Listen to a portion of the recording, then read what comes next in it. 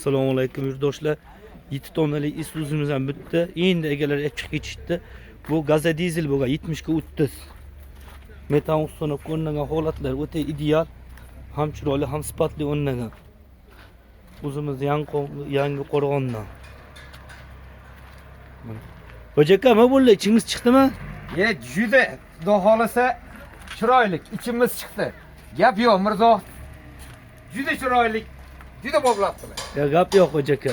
Ko'nglingizda ustanobga bo'ldimi hojaka? Bunchalik bo'ladi deb, bunchalik chiqadi deb o'ylamaydim. Ya gap yo'q, rahmat hojaka. Bundoq qilish kerakmi deb belgina qilib ko'rdim. Men o'ylagandan ham chiroyli. Ya bo'ldi.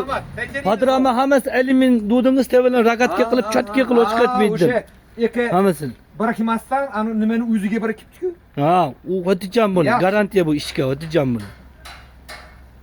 Xudo xolasa yaxshi. Hojaka bergan pulingizga rozi bo'ling. Albatta, sizdan Sog' rozi bo'ling. Mingdan ming roziman hojaka. Xo'p. Shu orasida nergandan ham